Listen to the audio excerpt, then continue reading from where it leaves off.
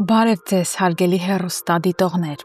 Այսօր Գոյամարտ սերիալի էկրաններին իրական հոգեբանական պատերազմ էր, որտեղ ամեն մի խոսքն ու քայլը կարող էր լինել վերջինը։ Այսօրվա սերիայի կենտրոնական դեմքը Լեոն էր, ով չնայած իր երիտասարդ տարիքին ստիպված է առերեսվել մակունցների ընտանիքի հզոր ու անխիղճ մեքենայի հետ։ Ամեն ինչ սկսվեց նրանից, որ Լեոն այլևս չդիմանալով Մանանի և Գրիշոյի միջև եղած գաղտնի ու արգելված կապի լարվածությանը, որոշեց հարցերը պարզել հենց Գրիշոյի տանը։ Սա մի տեսարան էր, որտեղ սկզբում բոլորը թյուրիմացաբար կարծեցին, թե Լեոն եկել է Լեայի հետևից, բայց իրականությունը շատ ավելի դաժան էր։ Լեոն բացեց բոլոր փակագծերը, մեղադրելով Գրիշոյին իր քրոջը հանգիստ չթողնելու մեջ։ Սակայն Գրիշոն, ով սովոր է մանիպուլյացիաների և ստի վրա կառուցված կյանքին, չկորցրեց իրեն։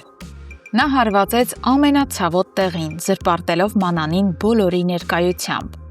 Ասել, թե իբր Մանանն է ընկած իր հետևից և այդ ամենն անում է հանուն փողի, դա ոչ միայն սուտ էր, այլև իսկական հարված Լեոյի արժանապատվությանը։ Լեոն, ով միշտ պայքարում է ճշմարտության համար, հանկարծակի եկավ և մնաց անպատասխան, փաստացի խայտառակվելով մակունցների հարկի տակ։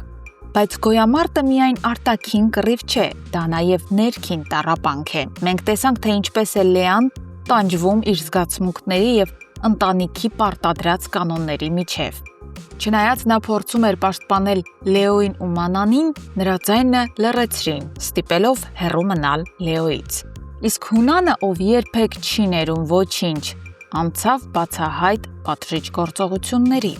Արգելել Լեոյին մտնել մարզասրահ նշանակում է խլել նրանից իր կյանքի իմաստը։ Բայց հենց այստեղ մենք տեսանք Լեոյի իսկական տեսակը, նրա ներխուժումը Հունանի աշխատասենյակ և այն խոսքերը, որ եթե կյանքը չի կարողացել իրեն ծնկի բերել, ապա Հունանը հաստատ չի կարողանա ուղղակի էլեկտրականացրին մթնոլորտը։ Այդ պահին Հունանի աչքերում մենք տեսանք ոչ թե զայրույթ, այլ սարսափ։ Ճակատագրի հեգնանքով Լեոն կրկնեց հենց այն նախադասությունը, որը 20 տարի առաջ ասել էր Ռաֆոն իր մահից 5 րոպե առաջ։ Սա ոչ միայն պատահականություն է, սա արյան կանչն է, որը սթափեցրեց Հունանին ու ստիպեց նրան վերհիշել իր հին ոճիրը։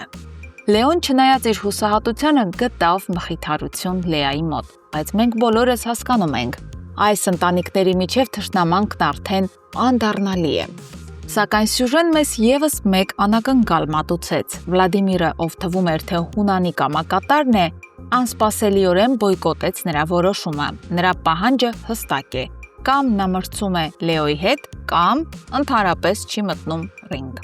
Սա նշանակում է, որ Վլադիմիրը հարգում է ուժեղին և չի պատրաստվում դառնալ Հունանի անձնական հաշվեհարդարի գործիքը։ Իսկ Մոսկվայում իրադարձությունները ստացան ողբերգական ընթացք։ Ավագ ու կրտսեր Դավիթների հույսերը փշրվեցին, երբ նրանք իմացան, որ Մարկ Սարգսյանը իրենց հետ կենսաբանական կապ չունի։ Սա մի հարված էր, որին ոչ ոք պատրաստ չէր։